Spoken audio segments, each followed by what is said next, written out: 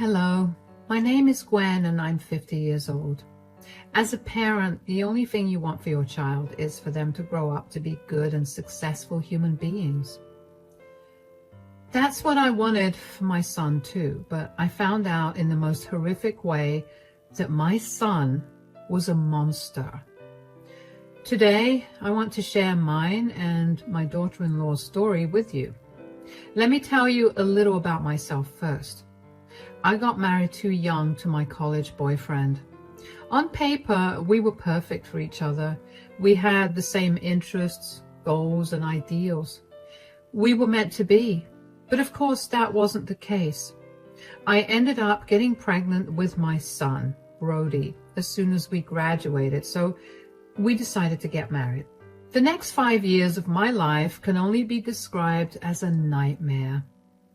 Every single day, my ex-husband would yell at me for ruining his life with my pregnancy. He drank like a fish every single day, yelled at me for hours, fell asleep, and then woke up and acted like he did nothing the previous day. He could not hold down a job, and I struggled to provide for my son, Brody. I finally reached my breaking point when I found out that my ex-husband had been stealing money from me to fund his alcoholism. I took Brody and everything I had and I left my ex-husband. The divorce process was long and painful because my ex refused to let anything go. He even tried to get full custody of Brody and I had to fight him tooth and nail for custody. Needless to say, I did my best to raise Brody to be nothing like his father. When my divorce got finalized, I moved to a different state with Brody to start over. I struggled to find a job, but when I did, I worked hard and gradually got promoted to higher positions. Brody and I were very close because we were all we had, so it was no surprise that Brody chose to go to college near home. At college, Brody met my daughter-in-law, Chelsea. They were really cute together, and they seemed head over heels in love with each other. Chelsea was a very sweet girl, and I got along really well with her. She lived in the college dorms because she came from a different state. But every once in a while, she would stay with Brody and me for a few days. When Brody had classes, but Chelsea didn't, the two of us would go out for movies or to grab a coffee, and we'd talk for hours about nothing and everything. She became an important fixture in both Brody's and my life. So I was beyond happy when the two of them told me that they were getting married 3 years after they graduated. By that time, Brody and Chelsea had long moved out. Brody was the only one who was working, and he provided for both of them. At first, I was really concerned that Chelsea wasn't earning, and I even offered to find her a job, but Brody always adamantly turned me down. He would tell me that Chelsea did not want to work and felt bad turning me down, which was why he was doing it for her. I tried to talk to her about it when Brody was not around, but she'd always shut down and brush me off, so eventually I gave up and just let them be. I could only do so much without being intrusive. Brody made more than enough to support the both of them, and as long as they were able to feed and clothe themselves, I figured there was nothing more for me to say. Around 2 years into their marriage, Brody began to travel for work. He'd be gone for anywhere between a week to 2 months for these trips. Coincidentally, during these trips, along with not seeing Brody, I also would not see Chelsea. She would always be out or busy or too tired to meet me. I never questioned it, but I did think it was odd. Thinking back, I wish I looked into it a little more so I could have stopped Chelsea's suffering sooner, but it really did not seem too fishy to me at that time.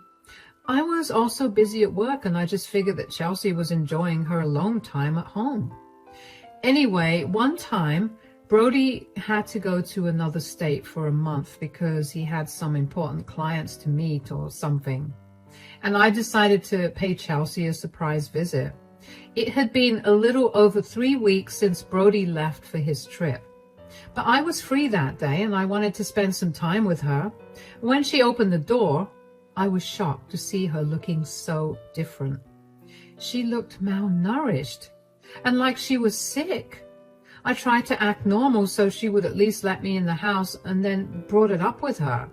"Oh, hello, Gwen. Is something wrong? I hope everything's all right."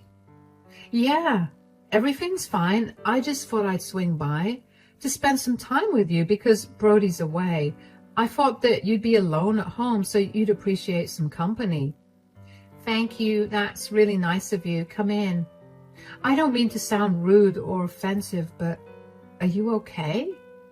"Yeah, of course. Why wouldn't I be okay?" "You look really frail and sick. Is everything okay?" "I'm fine." "Should we go to the doctor to make sure you're fine? Because trust me, you really don't look like you are." "Gwen, I really appreciate your concern, but I promise you I'm fine. There's no need to go to the doctor." "But I just haven't eaten in 3 days. That's why I look like this." "What? Why?" "Well, it's the end of the month, so of course this was going to happen. I tried to ration out my allowance, but I couldn't." "What are you talking about? Allowance?" "Yeah, when Brody left, he set me a monthly allowance." "That's insane. What is your allowance?" $100 a month." "What? That's not a livable allowance. Was Brody out of his mind?" "I don't know, but this is what it's usually like whenever he leaves me for extended periods of time." "Is there a reason for this? Any financial issues that I don't know of?" "We're actually doing great. I don't have a history of overspending at all or spending in secret. Brody's very paranoid about money, so he doesn't let me touch any of the money he earns. I don't know why he sets an allowance for me, but I stopped fighting him on it a long time ago. Usually he gives me just enough allowance, so I don't know why this time. Sweetie, this is not normal at all. $100 is not even enough for the week in this economy. Did he not let you at least stock up the pantry and the fridge with essentials?" "No, he usually does the grocery shopping because he doesn't trust me with money." "What? Okay, you know what? We're going to get you some food and then go grocery shopping so you have enough for the next few days, right now." "I don't have any money. I really don't want you to spend any money on me. Brody would not be happy." "Who cares about what he thinks? You look like you're about to faint any second. Let's go." I tried my best to not show Chelsea that I was angry, but on the inside, I was seething. How in the world could Brody give Chelsea such a small allowance? On the way to the restaurant, I asked Chelsea if she tried contacting Brody to ask for more money, and she told me she did, but Brody always blocked her number when he traveled, so she wouldn't bother him. I was flabbergasted. Did Brody not care about her at all? $100 barely covered vegetables and some meat, and that would never last past a week. When we got to the restaurant, Chelsea was hesitant to order food at first, but I insisted, and when her food arrived, she ate like a madman. It's only made me feel angrier at Brody. I had raised him to be kind-hearted, and I couldn't help but feel like a failure for not raising him well enough. I couldn't help but wonder when he had suddenly turned into this monster of a man. It stung even more that I praised him so much when in reality he was a horrible person. And even though Chelsea and I were close, I had never been a safe space for her to vent about Brody. I made up my mind at that point to help Chelsea get out of her relationship with Brody and make Brody suffer. I had done enough damage, and the only way to redeem myself was to make sure that Chelsea was taken care of, and Brody regretted everything he'd done to her. When Chelsea was done eating, she looked at me and sheepishly apologized. "I'm so sorry I ate like an animal. I just haven't eaten in a while." "Please, honey, You have nothing to apologize for. The only person who should be apologizing is my idiotic son. Good luck getting an apology out of him. Brody doesn't think he could ever be wrong. Since when has this been going on? Brody has always been the sweetest, kindest person. Since when has he become a monster? I don't know about the sweetest or the kindest, but Brody has been like this for a long time, even from before we were married. Really? Wait, why did you get married to him if you knew that this was how he was? I love him. I don't know. I sort of hoped that he'd change. I thought he was just being immature, but I guess that was not the case. When did he start controlling the finances? And does he have anything to do with you not working? Oh yeah, he forced me to quit my job. He told me that I had no reason to work and threatened to leave me if I continued to work. I didn't want that to happen, so I did what he asked me to do. Oh, sweetie. And he's very possessive of his money. He won't spend more than he wants to on me, but he'll spend hundreds of dollars on his video games. Have you talked to him about this? Of course, but every single time he's told me that I could spend money on whatever I wanted if I earned money. But he won't let me work, so I just had to deal with his unfair treatment of me. I can't understand why he's being this way, but even more than that, I can't believe you stuck with him for so long. Well, I haven't worked since I graduated college, and now I don't think I'll ever be able to get a job if I leave Brody. I'll have no way to get an apartment or money to go back to my family. I'm literally stuck with him. If you had the chance to leave him, as in every one of your worries would not exist because you had the resources, would you leave Brody? Absolutely. I'm tired of living like this. I have no friends because I have no money to go out. Brody only buys the most essential food ingredients for a month for me to cook my meals, while he eats out every day. I can't buy myself anything without begging him for the money for it. The other day, I asked him if I could buy some new undergarments, and he fought me on it for an entire hour before giving me the exact amount of money the undergarments cost. I can't believe this has been going on for so long. Why didn't you tell me anything? I was scared of what Brody would do if he found out that I told you. And you always speak so highly of Brody that I thought that you wouldn't believe me. I'm so sorry that I made you feel that way. If it makes you feel any better, I would have believed you completely if you'd come to me before. Now that I know, I'm going to help you out. What do you mean? I have a lawyer friend, and he specializes in divorces. He's the one who helped me divorce my pathetic husband. We'll get you away from Brody. You don't have to worry about a place to stay because I'll get you all set up. Really? You would do that for me? But why? Because, honey, you're a wonderful girl. You deserve so much better than my disgusting son. Consider this an apology from my side for you having to deal with him. You may not be related to me by blood, but you're still my daughter, and I will make sure that you live a better life than you're living right now. Thank you so much. I don't know how else to thank you. Just get out of this relationship and live a happier life.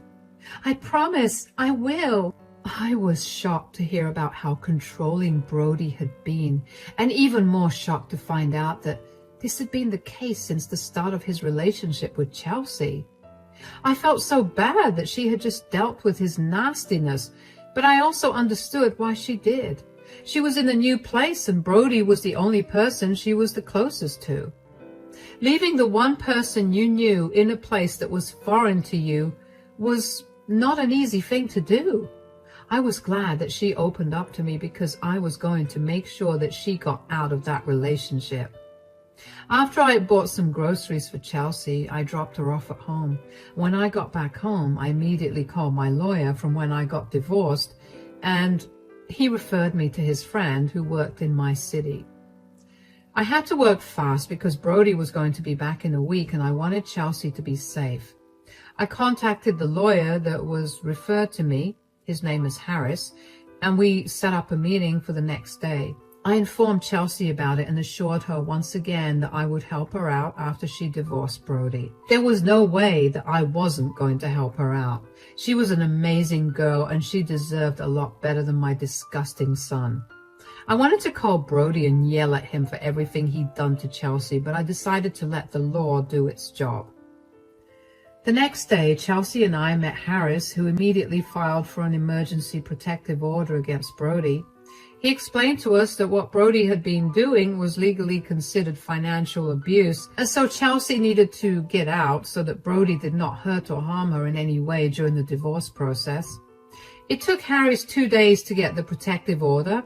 I was worried that the judge would not grant it, but Chelsea had provided more than enough proof of Brody's abuse, and I also gave my testimony about how I'd found Chelsea after almost a month of living on the tiny allowance that Brody had given her. All of that worked in favor of Chelsea, and the judge immediately granted her the protective order. Aside from that, I also helped Chelsea find an apartment that she liked. I paid for the entire thing along with a year's rent so that she wouldn't have to worry about it while she had the divorce process going on. I used my connections to help her get a job and also encouraged her to pursue a master's degree. Finally, on the day that Brody was supposed to arrive, I told Chelsea to stay at my place. She couldn't move into her new apartment until the start of the next month, so I offered to let her stay with me until Brody left. Then Harris and I waited for Brody at his place. When Brody walked into the house, he called out for Chelsea, but when he heard no reply, he came towards the living room where he found Harris and me. "Mom, what are you doing here? And who's this? Where's Chelsea?" "Chelsea is at my place, and this is her lawyer, Harris." "Her lawyer? What's going on? Why does she need a lawyer?" "Because she's getting a divorce from you." "Divorce? Where's she going to go if she divorces me? She has no one to help her out, and she has no money or credit scores." "So, you admit that you've been financially abusing her for years?" "I wouldn't call that abuse. I've read way too many horror stories of men whose wives left them bankrupt because of their spending habits, and I was not going to let that happen to me." "Sure, but giving Chelsea $100 allowance for a month? You don't think that's abusive at all?" "There are people out there that are making it on that amount for 2 months. I was trying to teach Chelsea how to be careful with spending." "That's not teaching her how to spend her money at all. That's just severely restricting her. The people who make it on that amount do it because they have no other way to live.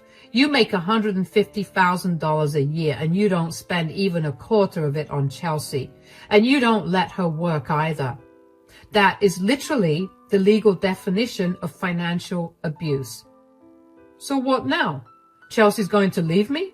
Like I said, she has nowhere to go. You're not having any of my money. She just spend it on whatever someone says she should." "Why did you even marry her if this is how you thought of her?"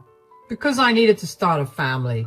I've just been waiting because I needed to fatten up my savings a little more." "When did you become so despicable? And for the record, Gwen has no reason to worry about where she'll go or what job she'll get, because I'm going to help her out with it." "What? You're choosing a stranger over your son?" "She's not a stranger. She has proven to be more of a daughter to me than you have as a son. And she will rise up and live a much better life than you expect."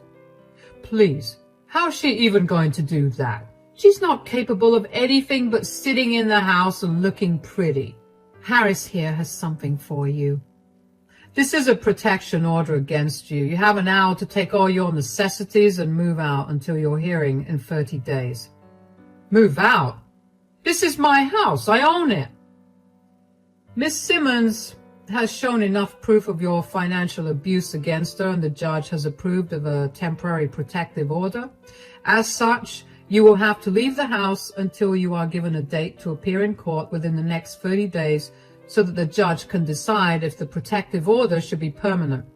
Whatever issue you may have regarding this, you can take it up in court. Here are the documents stating that. You are not allowed near Miss Simmons until 100 yards, and you are not allowed to contact her in any way. If you wish to speak to her, you can contact me. These are also the divorce papers. Sign them within 30 days or the divorce will be finalized when Miss Simmons goes to court for it. Mom, how could you do this to me? I'm your son. How could you put your son through this? The real question is, how could you treat Chelsea like that and feel no remorse? Consider this a lesson for you. I'm just teaching you how to be a decent human being. Now grab your things and leave. Don't even try to contact me or ask me for help, because I'm not doing any of that. Brody stared at me dumbfounded, but I told him to hurry and pack his stuff up. Harris and I waited for an hour till Brody was done packing and left only after we saw Brody drive away. I didn't understand why he was so shocked that I could do something against him when he had been actively hurting someone he was supposed to love for years. I was glad that Brody was going to face at least some consequences, but I was worried about whether Chelsea's protective order would be repealed. Brody did try to contest the order, but the judge dismissed it and granted Chelsea a permanent protective order. Brody tried to get me to talk to Chelsea on his behalf many times, but I told him that I would not be doing that. Eventually, I threatened to report him for trying to indirectly contact Chelsea, and he stopped out of fear. The divorce process was long and really hard on Chelsea, but I stood by her side the entire time. Harris was a great lawyer and fought hard to make sure that Chelsea got justice. In the end, Brody was ordered to pay Chelsea a huge amount in compensation for his abuse, and was also ordered to pay her alimony. I was beyond happy that he was made to pay her back. Not only would Chelsea be free, but she'd also be financially secure. She could do all the things she never got to do without having to beg for it. When Chelsea's divorce was finalized, both of us cried with joy and celebrated with dinner at Chelsea's favorite restaurant. About a week after the divorce was finalized and the court orders were made, I was at home when I heard my doorbell ring several times. I instinctively knew that it was Brody standing at the door. I contemplated not answering the door, but eventually did, because I was curious about what he wanted to say. "What are you doing here? I told you that I was not going to help you out at all." "Why did you do this to me? Do you know how much money I've lost in all of this? Do you have any idea about how much money I've had to give Chelsea as compensation, as well as alimony? Why did you choose to ruin my life? You are not only being stingy with your money, but you are also making Chelsea's life miserable. You did not let her work since she graduated college. You threatened to leave her multiple times. You isolated her from her family by forcing her to stay here. Why would I not want you to suffer right now?" "Oh, what? So it's a crime that I loved her and wanted her to be with me?" "That was not a crime. The crime was you purposely making her dependent on you both financially and emotionally, and then taking away her access to everything." "I told you that was not what I was trying to do. Did you even stop to think for a second that she was making this whole thing up?" "Did you or did you not give her a budget of $100 for the month when we were away?" "Yes, but that was only one time." "Lies. Chelsea showed us receipts of you sending her less than the minimum amount needed to survive for whatever time you were away." "I told you this was just my way of teaching her to be financially responsible. I was not abusing her." "Do you even know how I found her? When I met her while you were away, she looked like she was entirely just skin and bones. She looked ghostly white, like she was going to faint any second. Do you know why? Because she had no money for 3 days to buy herself food. She didn't eat for 3 days, and that was after she rationed out the money for the month. You didn't stock up on groceries for her either. She barely ate the entire month and starved for 3 days, all because of you. If she told me you blocked her number. She tried calling you but couldn't get through to you. If I hadn't gone to see her, I don't even want to think about what her state would have been. Don't even try to tell me that you weren't abusing her. You can be in denial for as long as you want, but that will not change the truth. Whatever. I was right to not give her money anyway. Look at how much she cost me.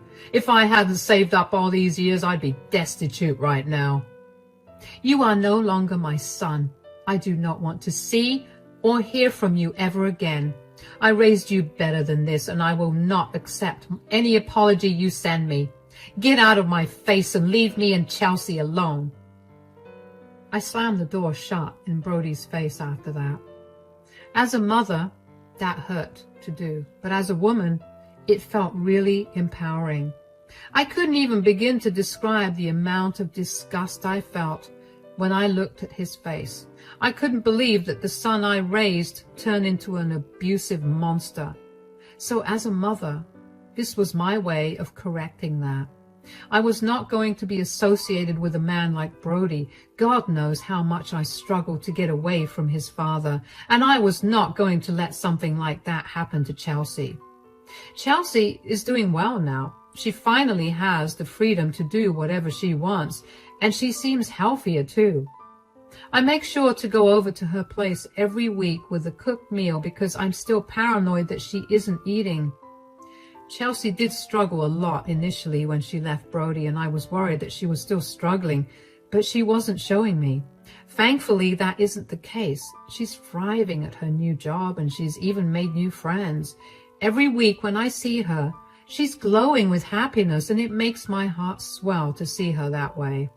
We've become a lot closer now, and she really has become like a daughter to me. She'll finally be traveling to see her family and friends from her hometown this weekend, and she'll be starting her master's degree this fall. I'm happy that she's getting back on her feet. As for Brody, I've been getting updates on him through some relatives. Brody spiraled after Chelsea left. He didn't know what to do with himself since she wasn't there for him to unload his frustrations on. He began to take his frustrations out on his co-workers. He became snappy and rude, which led to a lot of complaints to HR about him, and he got fired from his job. I know he lost his job because he tried to get his alimony payments to Chelsea terminated, or at the very least reduced, but the court denied it because he was capable of finding a job of the same capacity. Brody won't stop complaining to everyone he meets about how his ex-wife and mother were horrible people, and that they ruined his life, and kept degrading us because we were women.